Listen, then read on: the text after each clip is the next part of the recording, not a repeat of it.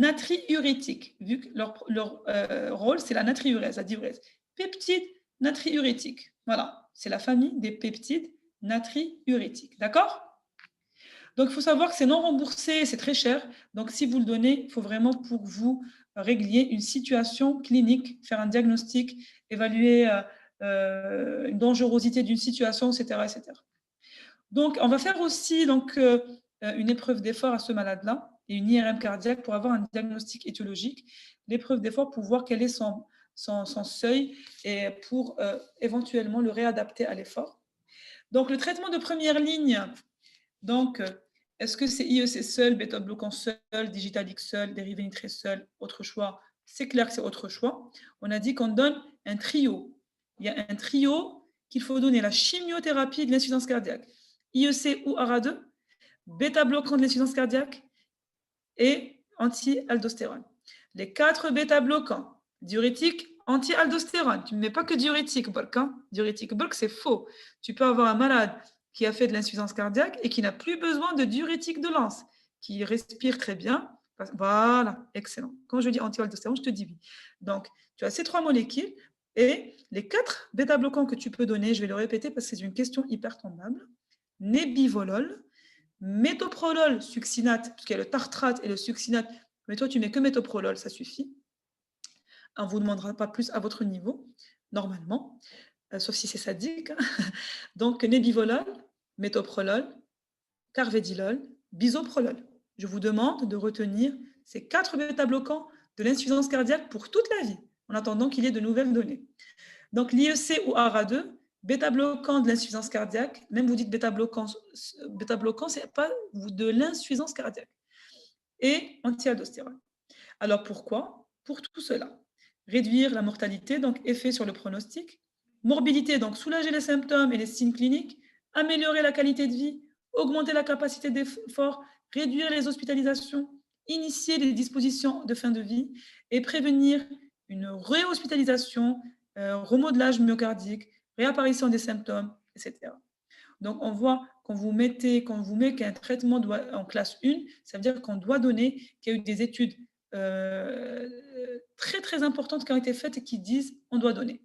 IEC, donc, ou ARA2, donc en plus d'un bêta-bloquant en cas de FE réduit, et tous les patients, classe 1 tel 4.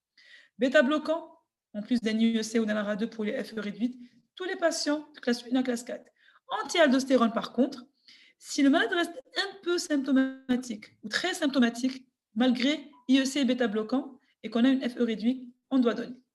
Alors, on doit donner, mais on doit aussi donner à des doses efficaces. Les target doses, target veut dire cible. La dose cible, c'est la dose à laquelle l'étude a validé l'efficacité thérapeutique du produit. Ça veut dire que si tu donnes, par exemple, on va choisir un IEC, un captopril, tu donnes un demi-comprimé une fois par jour. Ça ne veut rien dire. Tu dois augmenter progressivement sur le temps. Généralement, ça nous prend un mois en général. Parfois, chez les malades qui ont des hypotensions jusqu'à 3 mois, on augmente progressivement les doses pour que le corps tolère jusqu'à atteindre la dose maximale validée par l'étude. Par exemple, pour le captopril, c'est 150. Pour le ramipril, c'est 10. Pour le bisoprolol, c'est 10. Pour le succinate, c'est 200. Pour le carvedilol, c'est 50. Donc, on doit titrer progressivement pour avoir une dose cible. Donc, pareil pour les sartans. Les ARA2, on les donne généralement quand on ne tolère pas les IEC. Les IEC, parfois, entraînent de la toux ou bien des œdèmes angioneurotiques et la solution, c'est de remplacer par des ARA2. Alors, aujourd'hui, on a l'ivabradine qui est rentré en ligne de compte. C'est un inhibiteur des canaux IF. Il y a 2 conditions. Il faut que le malade soit en rythme sinusal. Il faut qu'il soit encore une fréquence cardiaque supérieure à 70 malgré dose max de bêta-bloquant, IEC et anti-aldostérone. Ou bien ce malade reste symptomatique et ne tolère pas les bêta-bloquants. C'est une solution, mais on privilégie toujours les bêta-bloquants. Ils sont plus importants que l'ivabradine. La digoxine, on peut la donner quand on a un malade qui ne répond pas. Il est en rythme sinusal. Intolérance au bêta-bloquant aussi, ou bien s'il est en classe 2 à 4 malgré un traitement maximal. Et les dihydralazine qui n'est pas disponible en Algérie, pareil, quand on a un malade qui reste symptomatique sous toute la panoplie qu'on a citée, que la FE est réduite. Et là, vous avez un algorithme qui vous résume tout ça. Donc, diuretics to relieve congestion. Donc, tu dois donner des diurétiques pour diminuer la congestion. Alors, ACE, c'est inhibitor, c'est IEC. ARB, c'est ARA2. B-blockers. Donc, si une malade reste classe 2 ou 4, on donne un MR. C'est les mineral antagonistes, sont donc les anti-minéralocorticoïdes, c'est les anti-aldostérone. Donc, si malgré tout ça, il reste symptomatique avec une FE réduite, tu passes à autre chose. Ivabradine, donc sacubitril valsartan, on en a parlé tout à l'heure. Mais aussi, si le malade a un bloc de branche gauche et que le bloc de branche gauche à l'ECG est au moins égal à 130 et plus, donc c'est supérieur à 130 ou égal, il faut penser à resynchroniser le malade, donc comme un pacemaker, mais qui va essayer de resynchroniser toutes les parties du cœur, les oreillettes, les ventricules pour qu'ils se contractent en même temps. Et ça, c'est quand on a un QRS qui est allongé. Si ce n'est pas le cas, on se demande si on doit placer un défibrillateur au malade.